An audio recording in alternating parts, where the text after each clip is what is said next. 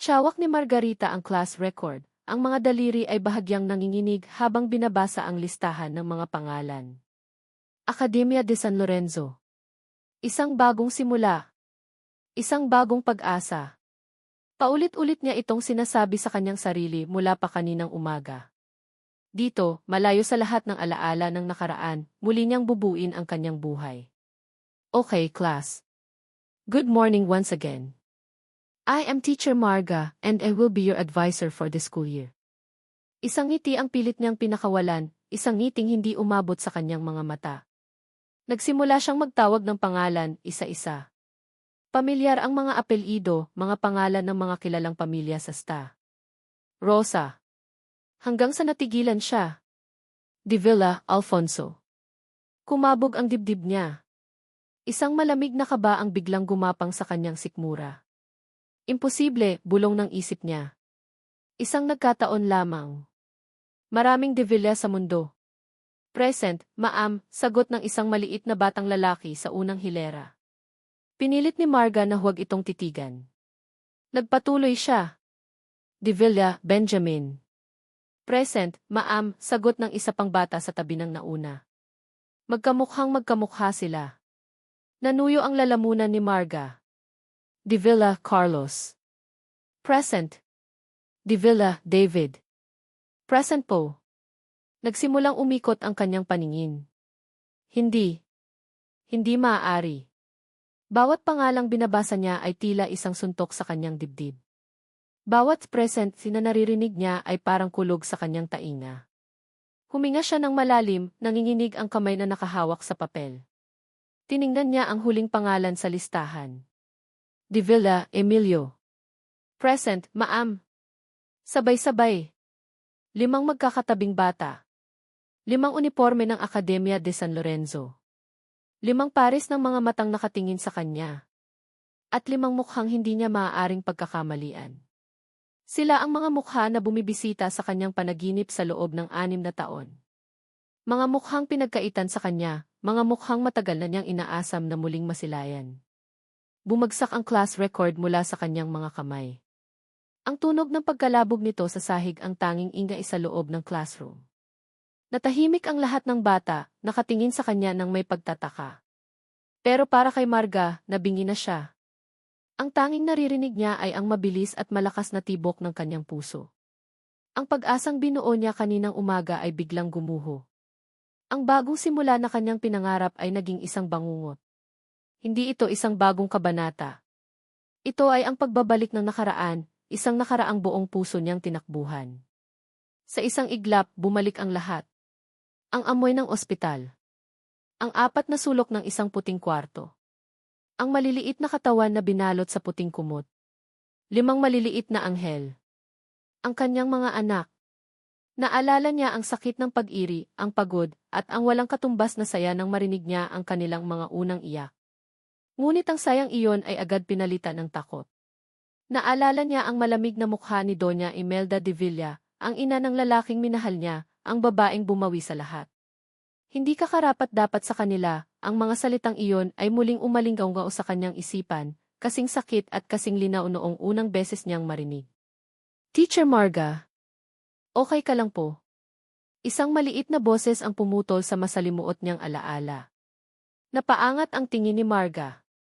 Ang isa sa 5 bata, marahil si Alfonso, ay nakatayo malapit sa kanyang mesa, ang mga mata puno ng pag-aalala.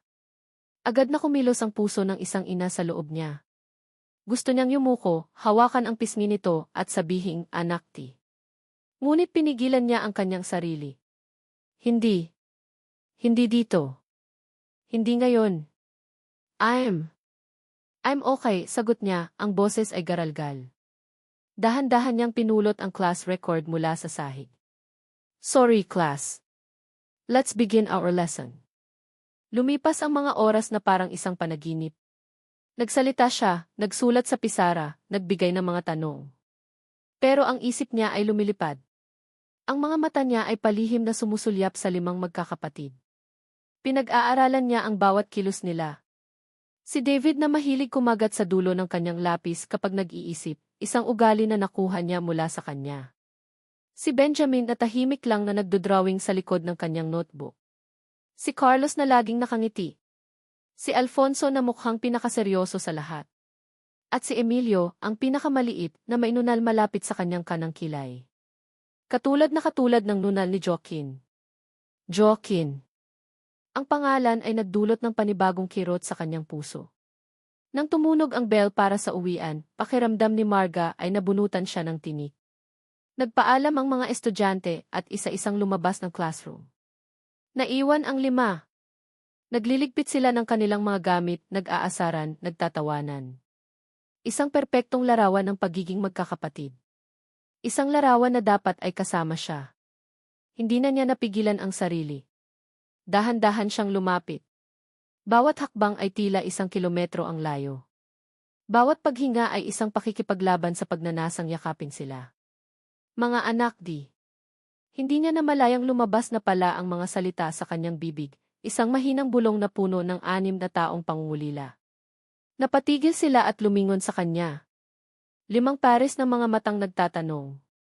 Bakit po, Teacher Marga? Tanong ni Carlos. Hindi makasagot si Marga. Anong sasabihin niya? Paano niya ipapaliwanag? Bago pa man siya makahanap ng mga salita, isang anino ang tumabon sa may pintuan. Isang pamilyar na anino na kinatatakutan niya. Boys, nandito na si Lola. Let's go. Nandoon si Doña Imelda de Villa, nakatayo sa may pintuan, ang tindig ay kasing tikas at kasing lamig pa rin ang dati. Ang kanyang mamahaling damit at alahas ay sumisigaw ng kapangyarihan. Ang mga mata niya ay nakatuon kay Marga, matalim at mapanghusga. Lola, masayang sigaw ng mga bata at mabilis na tumakbo palapit sa kanya. Naiwan si Marga na nakatayo sa gitna ng classroom, mag-isa. Parang inuulit ng tadhana ang eksena 6 na taon na ang nakalipas.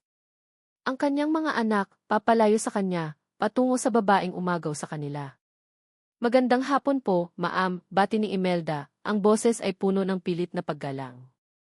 Salamat sa pag-aalaga sa aking mga apo. Binigyan diin niya ang salitang di aking. Sumikip ang dibdib ni Marga. This time, hindi na siya papayag. Natuto na siya. Wala pong anuman, Ginang de Villa, sagot niya, pinilit na maging matatag. Trabaho ko po bilang guro nila. Isang bahagyang isi ang sumilay sa labi ni Imelda. Lumapit ito ng kaunti, sapat na para sila lang ang magkarinigan. Isang malaking pagkakamali ang pagpunta mo dito, Margarita. Huwag mong isipin na hindi ko alam ang mga plano mo. Layuan mo ang mga apo ko. Wala kayong karapatan. Ako ang may karapatan, putol ni Imelda, ang boses ay naging bakal.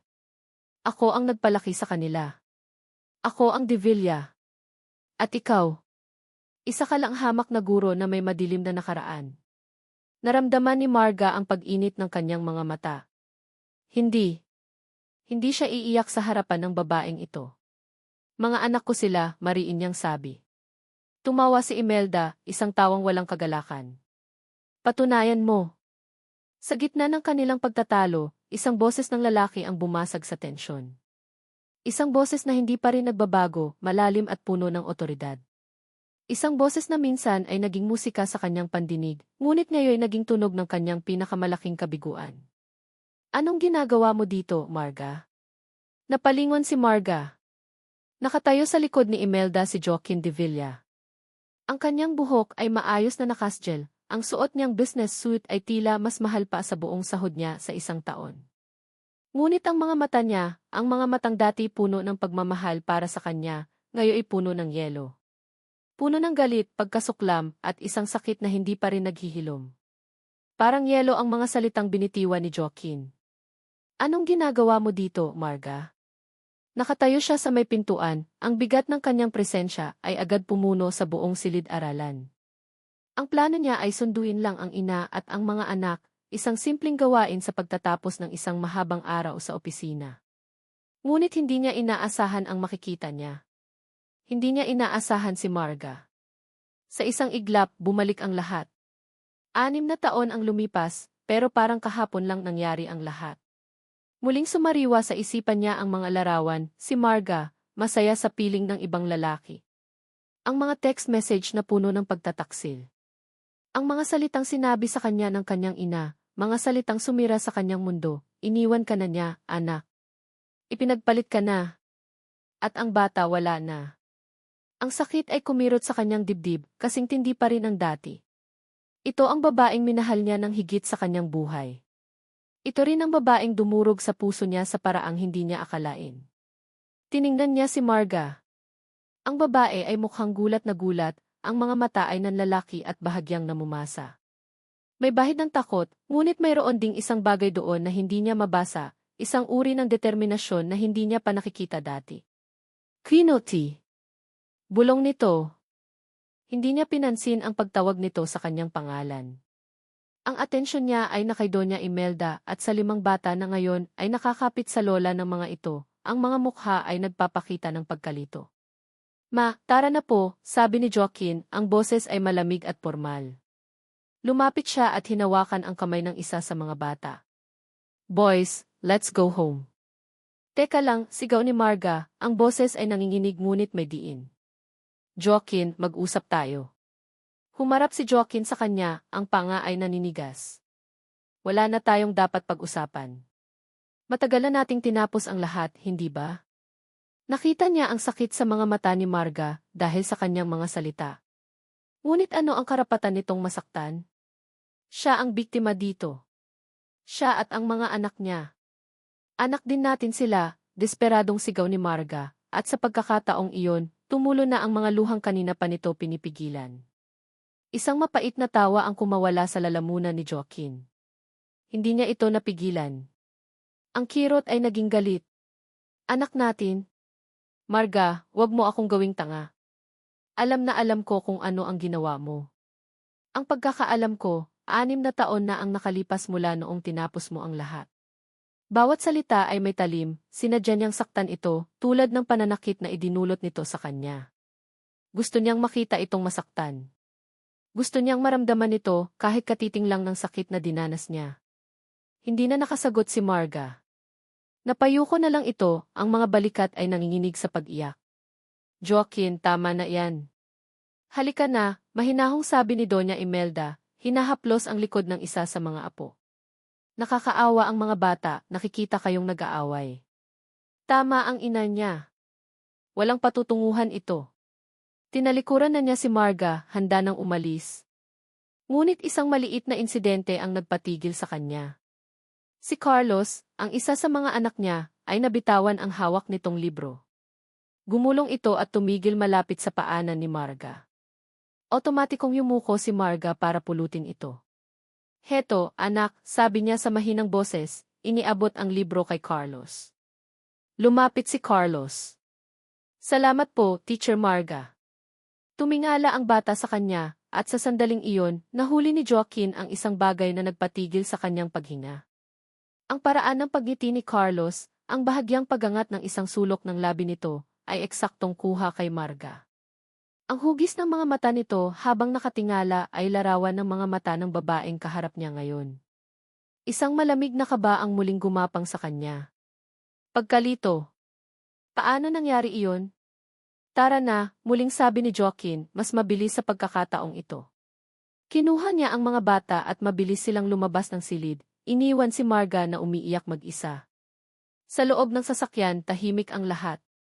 Ang mga bata, na karaniwang maingay, ay nakatingin lang sa bintana. Ramdam nila ang tensyon. Si Doña Imelda ay panay ang pag-aayos ng buhok, umiiwas sa kanyang tingin. Hindi na natiis ni Joaquin. Bakit siya nandito, ma? Bakit hindi niyo sinabi sa akin na siya ang magiging guro ng mga bata? Bumuntong hininga si Doña Imelda, isang buntong hiningang puno ng pagod at pag-aalala. Hindi ko rin alam, anak. Ngayon ko lang din nalaman. Nagulat na lang ako nang makita ko siya. Kanina. Sigurado akong may plano siya.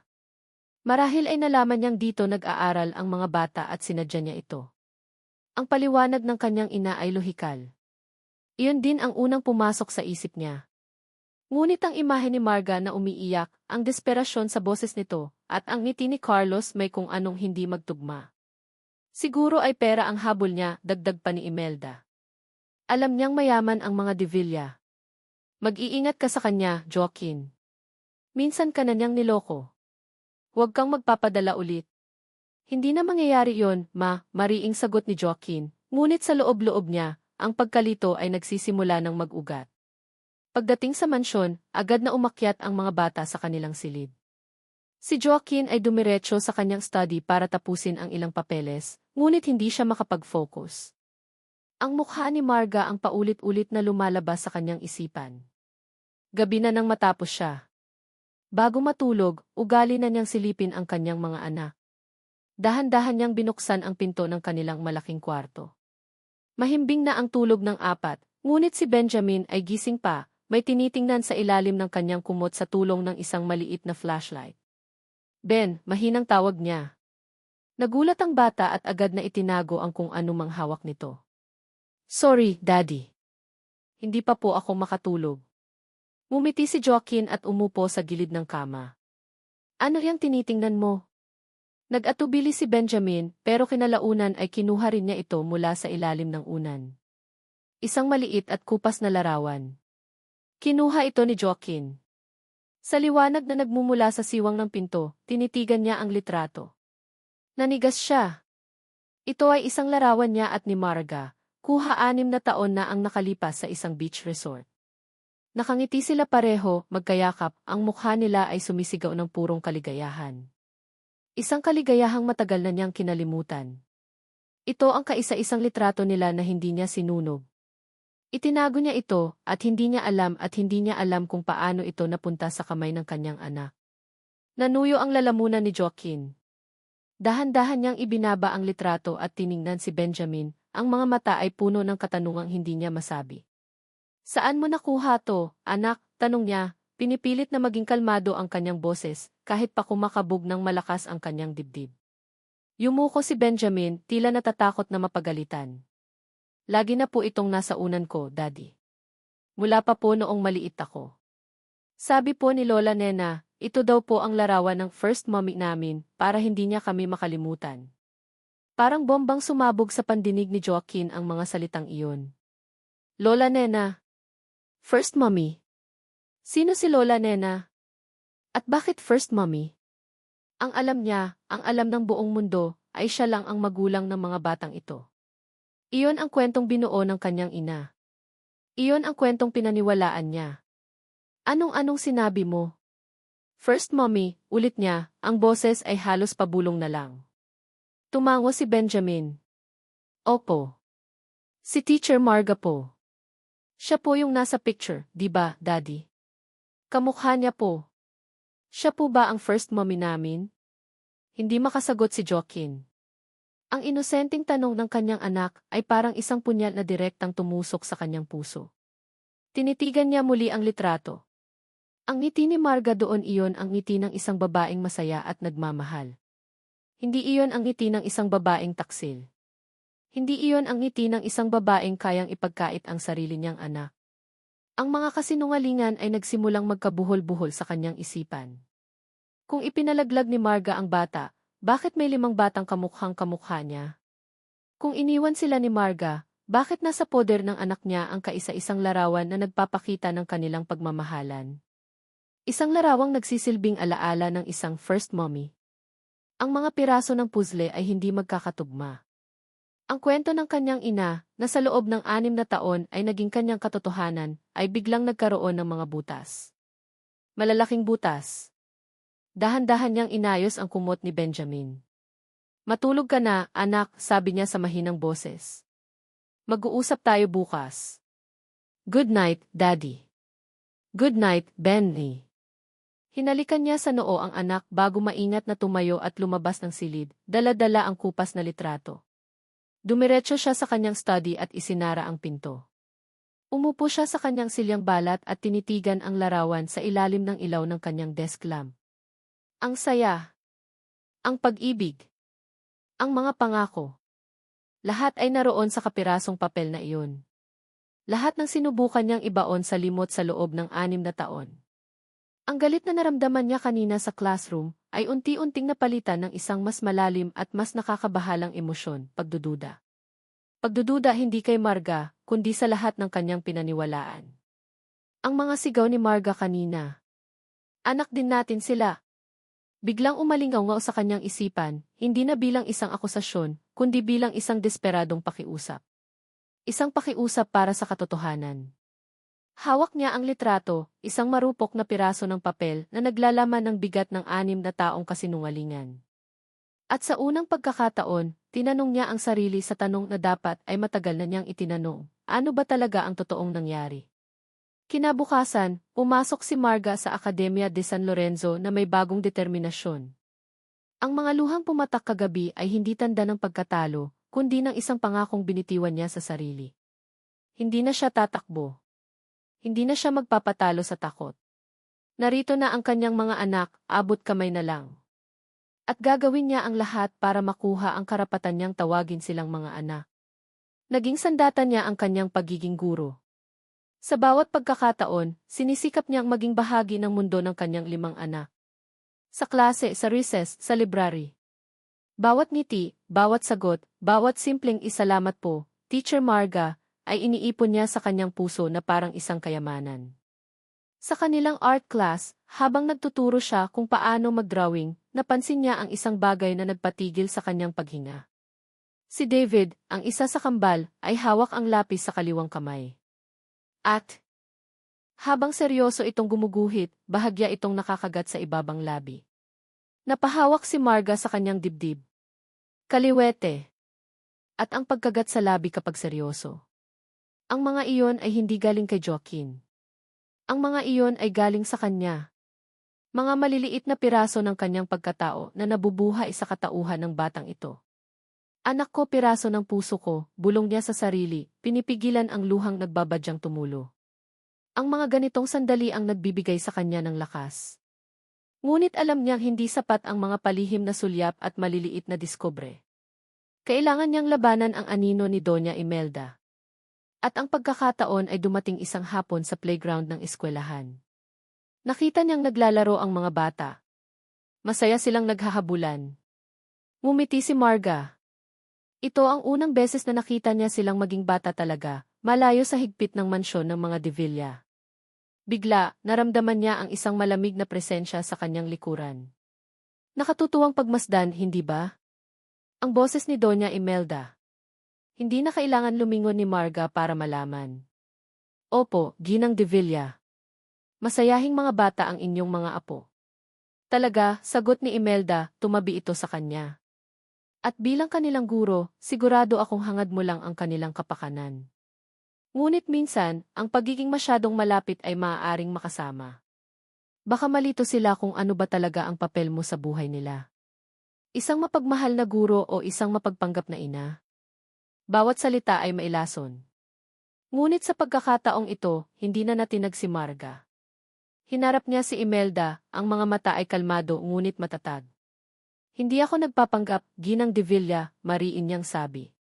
At hindi ko kailangang lituhin ang mga bata para malaman nila kung sino ako. Karapatan ko bilang ina na makasama sila. At hindi niya na iyon maaagaw sa akin ulit. Nakita ni Marga ang pagkagulat sa mga mata ni Imelda. Hindi nito inaasahan ang kanyang pagsagot. Mumisi ang matandang babae, isang ngising mapanganib. Mag-iingat ka sa iyong mga salita, Margarita. Baka pagsisihan mo. Tumalikod si Imelda at tinawag ang mga bata. Muli, nasaksihan ni Marga ang paglayo ng kanyang mga anak. Ngunit ngayon, may pagkakaiba. Hindi na takot ang nararamdaman niya, kundi nag-aalab na galit. Isang galit na nagbigay sa kanya ng tapang.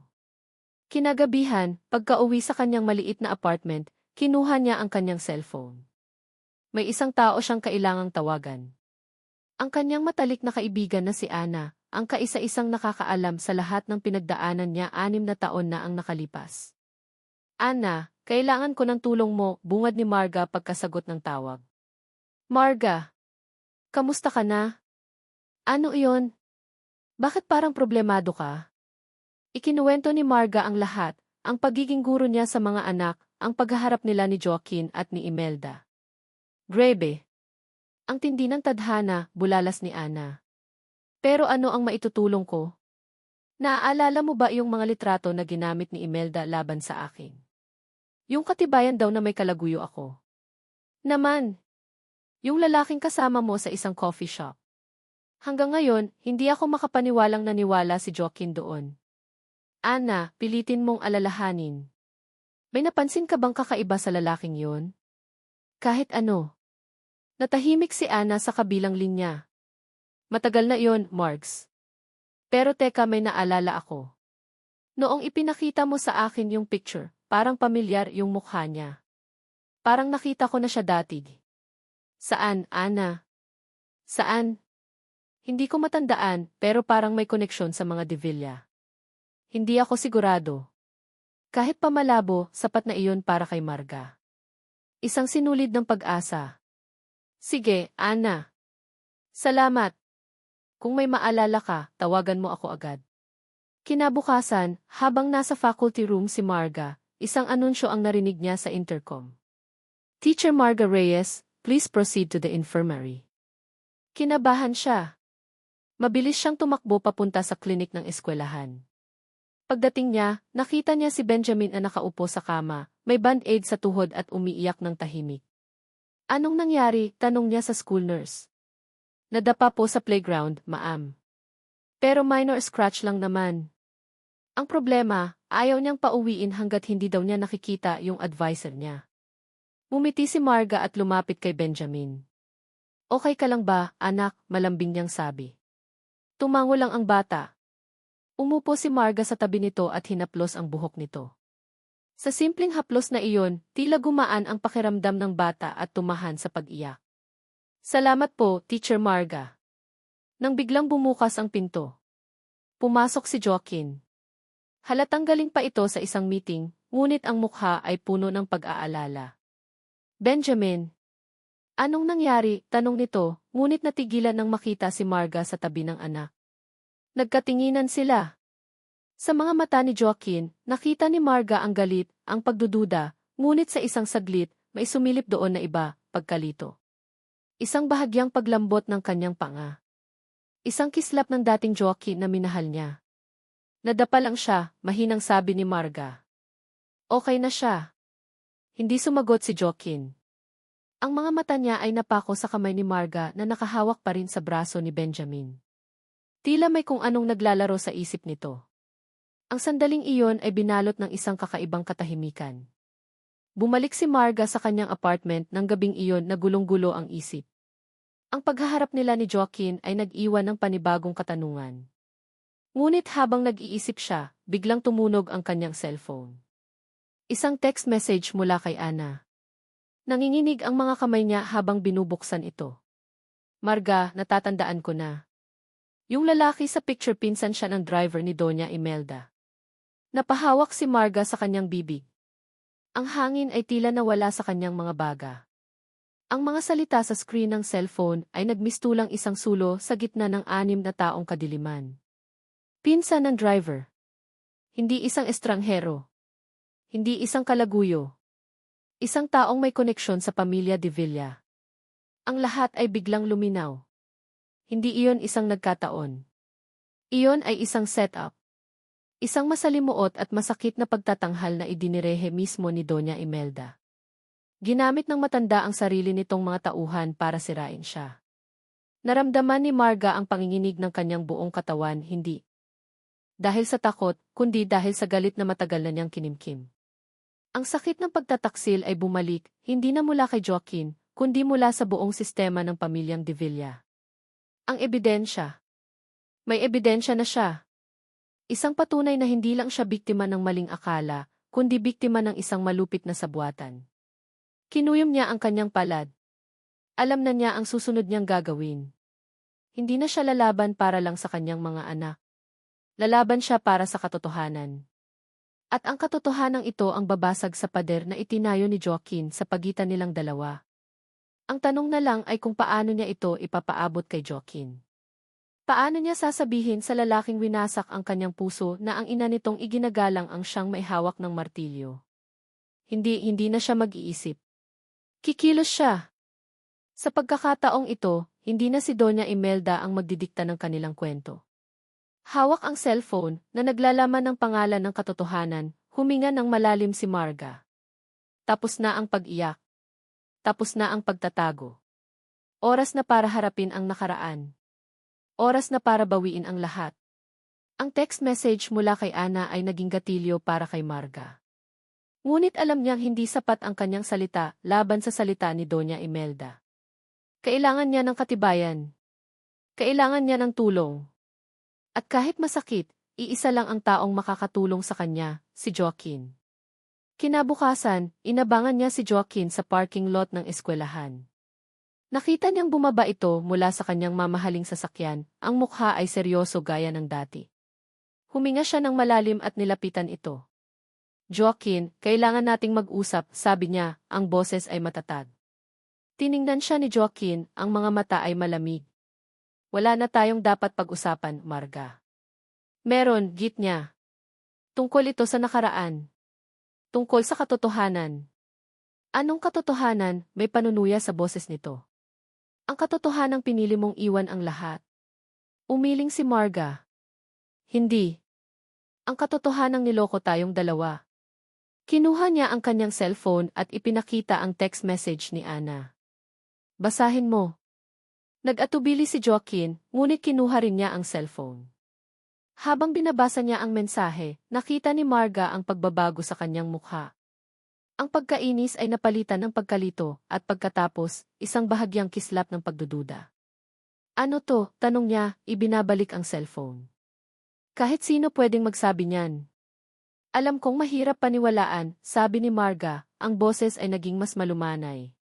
Pero isipin mo, Joaquin. Ang driver ng nanay mo hindi ba't masyadong malaking koinsidensya?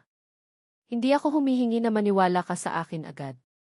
Ang hinihiling ko lang mag-imbestiga ka. Alamin mo ang totoo para sa sarili mo. Para sa mga bata. Ang pagbanggit sa mga bata ang tila tumagos sa pader na nakapalibot kay Joaquin. Tinitigan siya nito ng matagal, ang isip ay halatang naglalakbay. Pagkatapos ng ilang sandali, tumalikod ito ng walang sinasabi at naglakad palayo. Naiwan si Marga na hindi sigurado kung nabigo ba siya o nagtagumpay. Ngunit ang mga salita ni Marga, kasama na ang litratong nakita niya sa kwarto ni Benjamin, ay nagsimulang gumambala kay Joaquin. Parang mga anay na unti-unting sumisira sa pundasyon ng kanyang mga pinaniniwalaan. Pagdating sa opisina, hindi siya mapakali. Tinawagan niya ang kanyang pinagkakatiwalaang private investigator. May ipapahanap ako sa'yo, sabi niya sa telepono. Ang pangalan niya ay... Ibinigay niya ang pangalan ng dating driver ng kanyang ina. Alamin mo lahat tungkol sa kanya. At alamin mo kung may kamag-anak siyang tumutugma sa deskripsyon na ibibigay ko. Sa sumunod na 2 araw, para siyang leon sa loob ng haula. Bawat tunog ng telepono ay nagpapakaba sa kanya. Ang pakikitungo niya sa kanyang ina ay naging mas formal at malamig, isang bagay na agad napansin ni Doña Imelda. May problema ba, anak? Tanong nito isang gabi sa hapunan. Wala po, mapagod lang sa trabaho, maikli niyang sagot. Hanggang sa dumating ang tawag na hinihintay niya. Ang resulta ng investigasyon. Nakakulong siya sa kanyang study nang basahin niya ang email mula sa investigador. At bawat linya na binabasa niya ay parang isang suntok sa kanyang sikmura. Ang dating driver ay matagal nang wala sa bansa. Ngunit ang kanyang pinsan tumutugma ang itsura sa mga lumang litrato. At ayon sa bank records, 6 na taon na ang nakalipas, eksakto sa mga araw na nagkahiwalay sila ni Marga. Ang pinsan na ito ay nakatanggap ng malaking halaga ng pera mula sa isang account na konektado sa personal assistant ni Doña Imelda de Villa. Ang katibayan. Malinaw. Hindi mapagkakaila. Nabitawan ni Joaquin ang kanyang cellphone. Napasabunot siya sa kanyang buhok, hindi makapaniwala. Ang galit, ang sakit, ang pagdududa, lahat ay naghalo-halo at naging isang malaking alon ng pagkaunawa. Isang napakasakit na pagkaunawa. Niloko siya.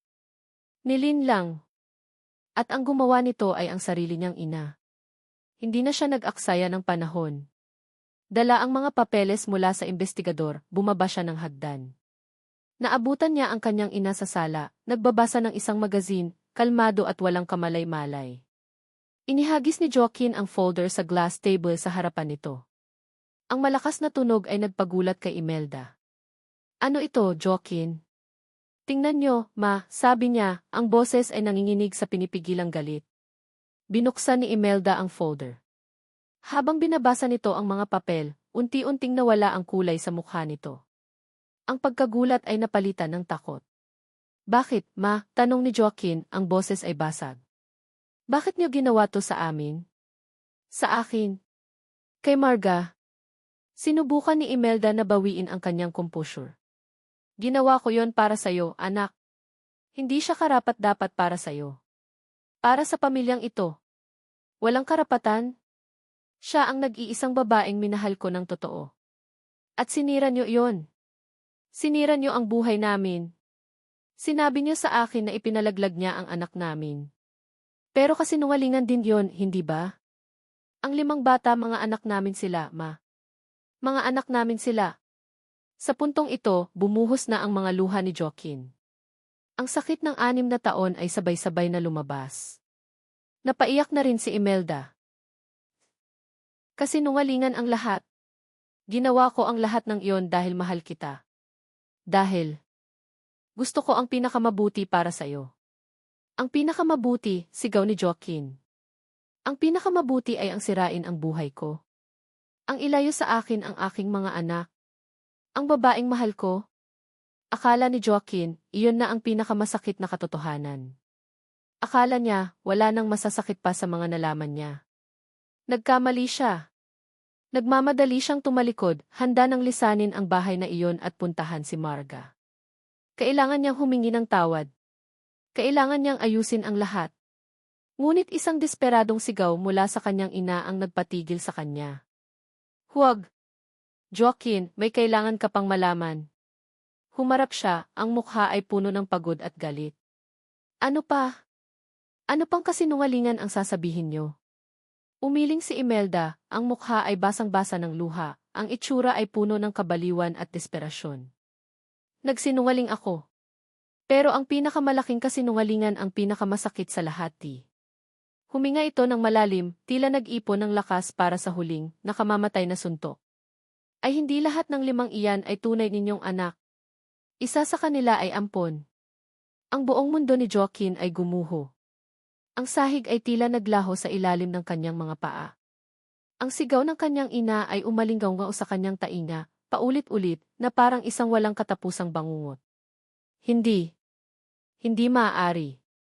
Nakatayo siyang parang estatwa, hindi makagalaw, hindi makahinga. Ang isip niya ay blanko. Ang puso niya ay basag na basag. Tumingin siya sa direksyon ng hagdanan, patungo sa silid kung saan natutulog ang kanyang 5 anak. 5 inosenteng bata. Ngunit ngayon, sa mata ng isip niya, isa sa kanila ay may ibang mukha. Mukha ng isang estranghero. Dala ang durog na puso at gulong-gulong isipan, nagmaneho si Joaquin ng walang tiyak na direksyon. Ang mga salita ng kanyang ina ay isang lason na kumakalat sa kanyang buong sistema, isa sa kanila ay ampon. Sino? Si Alfonso ba na pinakaseryoso? Si Benjamin na mahilig mag-drawing? Si Carlos na palangiti? Si David na kaliwete? O si Emilio na may nunal na katulad ng sa kanya? Ang bawat pangalan ay isang saksak sa kanyang dibdib. Sa huli, iisa lang ang lugar na napuntahan ng kanyang mga gulong. Ang maliit na apartment ni Marga. Kailangan niya itong makita. Kailangan niyang sabihin ang lahat. Kahit hindi niya alam kung paano. Kumatok siya sa pinto, ang mga kamay ay nanginginig. Nang bumukas ito at bumungad sa kanya ang nag-aalalang mukha ni Marga, hindi na niya napigilan ang sarili. Niyakap niya ito ng mahigpit. Ang bigat ng 6 na taon ay ibinuhos niya sa yakap na iyon. Joaquin. Anong nangyari? Gulat na tanong ni Marga, ngunit niyakap din siya pabalik. Patawarin mo ako, Marga, bulong ni Joaquin, ang boses ay basag. Patawarin mo ako sa lahat. Sa hindi ko paniniwala sa'yo. Sa lahat ng sakit na idinulot ko.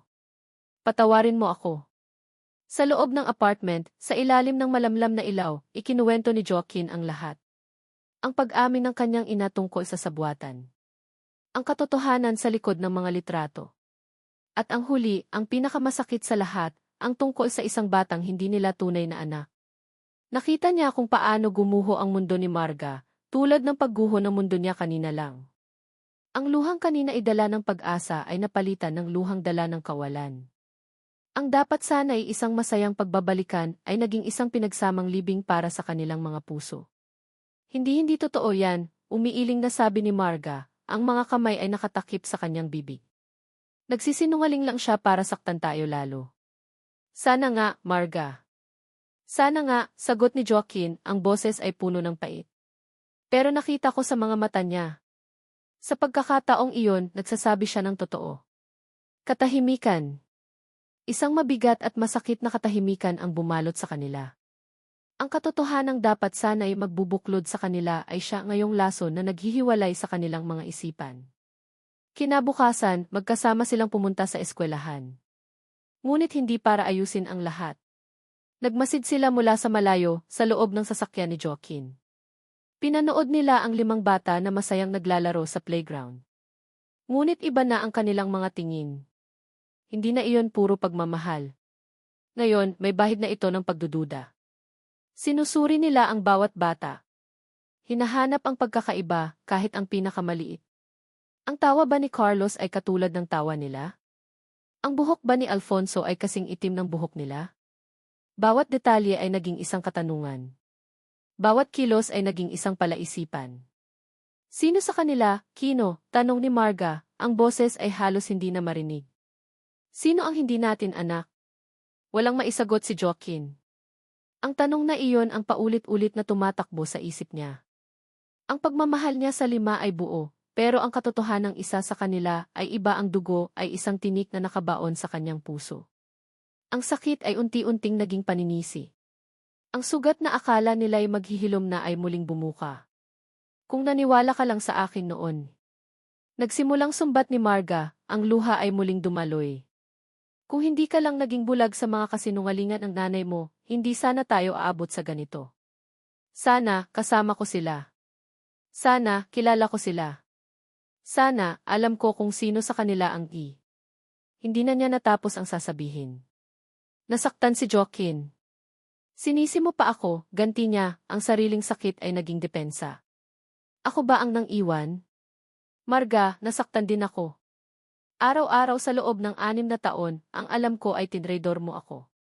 Na ipinagkait mo sa akin ang anak natin. Paano mo inaasahang mag-isip ako ng tama? Ang pag-asa ay naging abo. Ang pag-ibig ay natabunan ng sama ng loob. Nagkasigawan sila sa loob ng sasakyan, ang bawat salita ay mas matalim kaysa sa nauna. Ang sakit ng nakaraan at ang pait ng kasalukuyan ay nagsanib para wasakin ang anumang natitirang pag-asa sa pagitan nila. Sa gitna ng kanilang pagtatalo, nag-aalab sa galit at sakit, isang ideya ang pumasok sa isip ni Joaquin. Isang malamig at lohikal na solusyon. Magpadna test tayo, sabi niya, ang boses ay walang emosyon. Natigilan si Marga. Tumingin. Siya kay Joaquin, ang mga mata ay puno ng takot at hindi makapaniwala. Ano? Hindi. Ayoko. Bakit? Hindi ba't gusto mong malaman ang totoo? Hindi sa ganitong paraan, sigaw ni Marga. Joaquin, mga anak natin sila. Paano natin sila titingnan kapag nalaman natin? Paano natin ituturing yung isa na naiba?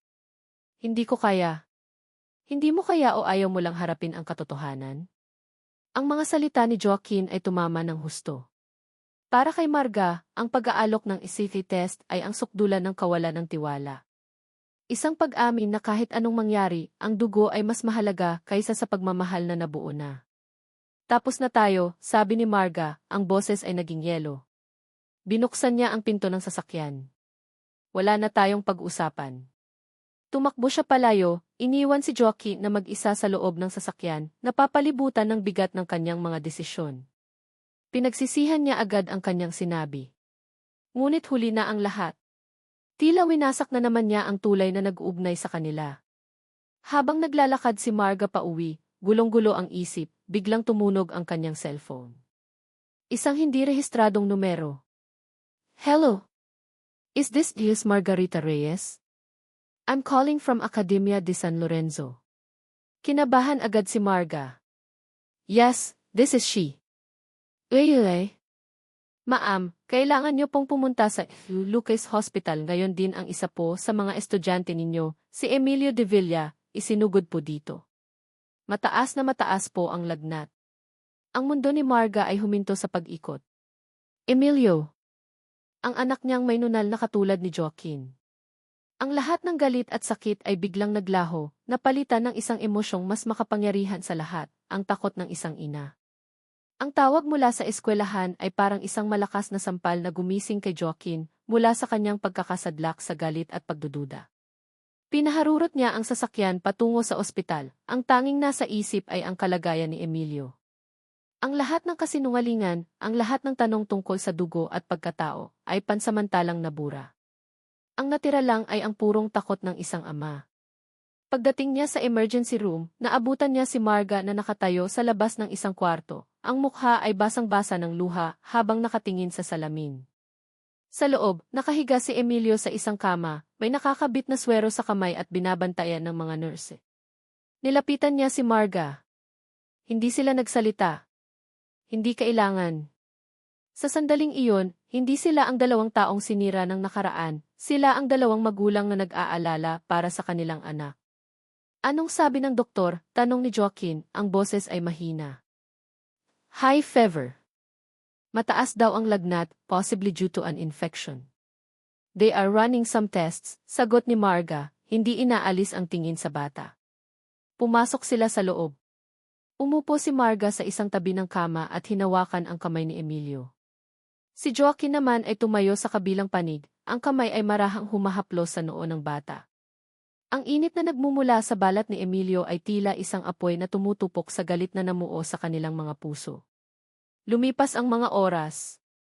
Nagpalitan sila sa pagbabantay. Kapag napapagod si Marga, si Joaquin ang magpupuna sa bata.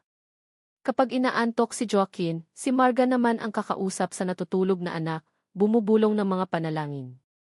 Sa maliit at tahimik na kwartong iyon, sa gitna ng amoy ng gamot at antiseptiko, nagsimula silang kumilos na parang isang tunay na pamilya. Walang salitaan, walang sumbatan. Tanging mga kilos na nagpapakita ng pagdadamayan. Kinagabihan, habang mahimbing na ang tulog ni Emilio, lumabas ang doktor na may dalang ngiti. Good news. The fever is going down. The antibiotics are working. He just needs to rest. He's a strong kid. Isang malaking buntong hininga ng ginhawa ang pinakawalan nilang dalawa. Ang bigat na kanina pa nakadagan sa kanilang mga dibdib ay unti-unting gumaan. Naiwan silang dalawa sa loob ng kwarto, nakatingin sa mahimbing na pagtulog ni Emilio. Ang katahimikan ay hindi na mabigat kundi payapa. Tiningnan ni Joaquin si Marga, na nakatitig sa mukha ng bata, ang mga mata ay puno ng pagmamahal na walang kapantay. At sa sandaling iyon, isang malinaw na pagkaunawa ang tumama sa kanya. Isang katotohanang mas malakas kaysa sa kahit anong resulta ng test. Dahan-dahan niyang inabot at hinawakan ang kamay ni Marga. Nagulat ito at napatingin sa kanya. Anak natin siya, Marga, bulong ni Joaquin, ang boses ay puno ng emosyon at katiyakan. Lahat sila ay anak natin. Nakita niya ang pagtulo ng luha sa mga mata ni Marga, ngunit sa pagkakataong ito, hindi iyon luha ng sakit, kundi luha ng pag-unawa. Tumango ito, ang kamay ay mas humigpit sa pagkakahawak sa kanya. Kino? Anak natin sila, sagot nito. Ang tanong na sino ang hindi atin ay biglang nawalan ng saysay. Ang batang nakahiga sa kanilang harapan, si Emilio, ay nagturo sa kanila ng leksyon. Ang pagmamahal ng isang magulang ay hindi nakabase sa dugo. Ito ay nasa puso. Nasa pag-aaruga. Nasa mga gabing walang tulugan. Nasa takot na nararamdaman mo kapag sila ay nasa panganib. Alam na nila ang sagot. Hindi mahalaga kung sino ang ampon. Dahil sa puso nila, sa mga sandaling iyon, silang lima ay kanilang lahat. Kinabukasan, pagkalabas ni Emilio sa ospital, umuwi sila. Hindi sa mansyon ng mga De Villa. Hindi sa apartment ni Marga. Umuwi sila sa condominium unit ni Joaquin sa syudad, isang lugar na neutral para sa kanilang dalawa. Ngunit bago sila magsimula ng bagong buhay, may isang bagay pa silang kailangang tapusin. Magkahawak kamay silang pumasok sa mansyon ng mga De Villa. Naabutan nila si Doña Imelda sa sala, halatang nag-aabang. Saan kayo galing? Hindi mo sinasagot ang mga tawag ko, Joaquin, bungad nito. Galing kami sa ospital, ma, kalmadong sagot ni Joaquin. Nilagnat si Emilio. Ano? Bakit hindi mo sinabi sa akin? Dahil hindi na kailangan, sabi ni Joaquin, ang boses ay matatag. Mula ngayon, ma, kami na ni Marga ang mag-aalaga sa mga bata. Sa aming 5. Binigyan niya ng diin ang salitang aming. Natigilan si Doña Imelda. Tiningnan niya ang magkahawak na kamay ng dalawa, ang determinasyon sa kanilang mga mukha. Anong ibig mong sabihin? Aalis na kami, sabi ni Joaquin. Ako, si Marga, at ang 5 naming anak. Magsasama-sama na kami bilang isang pamilya. Hindi maaari, sigaw ni Imelda. Joaquin, hindi mo ba naiintindihan? Isa sa kanila ay hindi mo kadugo. Isang bastardo. Paano mo matatanggap yon?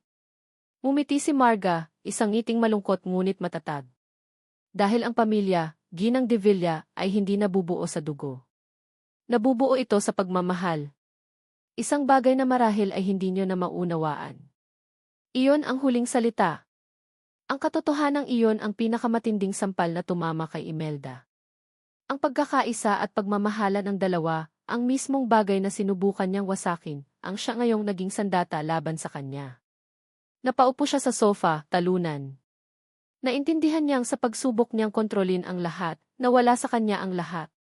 Habang paalis na sila, sa isang huling, desperadong pagtatangka, tinawag niya sila. Sandali! May kinuha siyang isang luma at naninilaw na sobre mula sa isang drawer. Nasa loob niyan ang pangalan ng bata. Nasa inyo na kung bubuksan ninyo. Inabot niya ito kay Joaquin. Nagkatinginan sina Joaquin at Marga. Ang huling lason. Ang huling pagsubok. Kinuha ni Joaquin ang sobre, ang mga daliri ay bahagyang nanginginig. Lumipas ang ilang buwan. Ang condominium unit ni Joaquin ay naging isang tahanan. Ang dating tahimik at sobrang ayos na lugar ay napuno ng ingay, tawanan, at kalat ng 5 magkakapatid. Ang mga mamahaling vase ay napalitan ng mga laruan. Ang mga art book sa coffee table ay natabunan ng mga coloring book at Crayola. At para kay Marga at Joaquin, ang organisadong kaguluhang ito ang pinakamagandang musika sa kanilang pandinig. Ang bawat umaga ay isang masayang asembleya. Si Marga ang naghahanda ng almusal habang si Joaquin naman ang tagagising sa 5, isang misyon na laging nauwi sa habulan at kulitan sa kama. Sabay-sabay silang kumakain, nag-aasaran, nagkukwentuhan tungkol sa eskwela. Pagkatapos, ihahatid sila ni Joaquin sa Academia de San Lorenzo, kung saan naghihintay si Teacher Marga na ngayon ay isa ng buong dimami sa paningin ng lahat. Sa mga sandaling iyon, ang nakaraan ay tila isang malayong panaginip. Ang mga sugat ay unti-unting naghihilom, napapalitan ng mga bagong alaala na puno ng saya. Natutunan nilang patawarin ang isa't isa, at higit sa lahat, natutunan nilang patawarin ang kanilang mga sarili. Ngunit may isang anino na nananatili. Isang maliit at naninilaw na anino na nakatago sa loob ng drawer sa kanilang silid. Ang sobre. Hindi nila ito pinag-uusapan, ngunit alam nilang pareho na nandoon lang ito, naghihintay. Isang paalala ng huling kasinungalingan. Isang pinto patungo sa isang katotohanang pinili nilang huwag alamin. Isang gabi, matapos nilang patulugin ang mga bata, naupo silang dalawa sa sala. Tahimik. Pagod ngunit masaya. Tiningnan ni Marga si Joaquin. Iniisip mo ba yung iniisip ko? Tanong niya sa mahinang boses. Tumango si Joaquin. Hindi na kailangang sabihin kung ano iyon. Tumayo siya, pumunta sa silid at bumalik na dala-dala ang sobre. Ipinatong niya ito sa maliit na mesa sa pagitan nila. Tinitigan nila ito. Ang huling pagsubok. Ang huling tanikala sa nakaraan. Ano sa tingin mo ang dapat nating gawin? Tanong ni Joaquin. Ang mga mata ay nakatuon kay Marga. Ibinibigay sa kanya ang bigat ng desisyon. Huminga ng malalim si Marga. Tiningnan niya ang saradong pinto ng silid ng mga bata, naririnig sa isip ang kanilang mga halakhak kanina. Naalala niya ang yakap ni Alfonso, ang mga drawing ni Benjamin, ang ngiti ni Carlos, ang pagkaliwete ni David, at ang pag-aalala niya para kay Emilio sa ospital. Pagkatapos, tumingin siya kay Joaquin, ang lalaking muli niyang natutunang mahalin at pagtiwalaan. Alam na natin ang sagot, Kino, sabi niya, isang maliit na ngiti ang sumilay sa kanyang mga labi. Hindi na natin kailangan yan. Naintindihan ni Joaquin. Ang pagbubukas sa sobrang iyon ay hindi magbibigay sa kanila ng kapayapaan. Magbibigay lang ito ng pangalan. Isang pangalan na maaaring maglagay ng kahit maliit na espasyo sa pagitan nila at ng isa sa mga bata. Isang espasyo na ayaw nilang mangyari. Tumayo si Marga. Kinuha niya ang sobre. Inabot niya ang kamay kay Joaquin. Halika. Magkahawak kamay silang lumabas sa maliit na balkonahe. Ang malamig na hangin ng gabi ay yumakap sa kanila. Sa ibaba, ang mga ilaw ng syudad ay kumikinang na parang mga bituin. Kumuha si Joaquin ng lighter mula sa kanyang bulsa. Inilapit niya ang apoy sa dulo ng sobre na hawak ni Marga. Unti-unti, kinain ng apoy ang papel. Ang mga nakasulat na salita sa loob, ang pangalan ng bata, ang huling laso ni Doña Imelda, ay naging abo bago pa man nila ito mabasag. Pinanood nila itong masunog hanggang sa pinakahuling piraso. Ang mga abo ay hinipan ng hangin, naglaho sa kadiliman ng gabi. Wala na. Malaya na sila. Naramdaman ni Marga ang paggaan ng kanyang dibdib. Isang bigat na hindi niya namalayang pasan-pasan pala niya ay tuluyan ng nawala. Niyakap niya si Joaquin mula sa likod, isinandal ang kanyang ulo sa malapad nitong balikat. Salamat sa pagbalik mo, bulong ni Joaquin, hinahaplos ang mga kamay ni Marga na nakayakap sa kanya. Ngumiti si Marga. Salamat sa paghahanap sa amin. Sa di kalayuan, sa loob ng kanilang tahanan, isang maliit na pinto ang bahagyang bumukas. Sumilip ang isa sa mga bata. Pagkatapos ay isa pa. Hanggang sa silang lima ay nakatayo na roon, inaantok pa, naghahanap sa kanilang mga magulang. Mommy! Daddy! Lumingon sina Marga at Joaquin. Ang kanilang mga puso ay napuno ng pagmamahal. Ito ang kanilang pamilya. Isang pamilyang binuo ng sakit, pinatibay ng katotohanan, at pinag-isa ng pagmamahal na mas malakas kaysa sa anumang kasinungalingan. Hindi perpekto, pero buo. At iyon lang ang mahalaga. Halikayo dito, sabi ni Joaquin, ibinuka ang kanyang mga braso. Tumakbo ang 5 bata at yumakap sa kanila, isang masayang grupo ng 7 taong natagpuan ang isa't isa sa gitna ng unos. Sa ilalim ng buwan at mga bituin, sa balkonahe ng kanilang bagong simula, sila ay isang kumpletong larawan. Isang larawan ng isang pamilyang hindi kailanman susukatin ang dugo, kundi ng tibok ng iisang puso. At dito nagtatapos ang kwento ni Marga at Joaquin. Maraming salamat sa inyong walang sawang pagsubaybay sa bawat kabanata ng kanilang paglalakbay. Mula sa unang araw na isinulat ko ang mga unang linya ng kanilang kwento, hanggang sa huling pahina kung saan natagpuan nila ang tunay na kahulugan ng pamilya, kayo ang naging inspirasyon at lakas ko. Ang pagsulat nito ay isang emosyonal na biyahe, may mga sandali ng kilig, ng matinding galit, at ng mga luhang hindi mapigilan. Naramdaman ko ang sakit ni Marga, ang pagkalito ni Joaquin, at ang pag-asang hindi kailanman bumitaw. Sa puso ng kwentong ito ay ang isang simpleng mensahe. Ang tunay na pag-ibig ay hindi natatagpuan sa pagiging perpekto, kundi sa kakayahang magpatawad, umunawa, at yakapin ang mga pagkakamali ng nakaraan.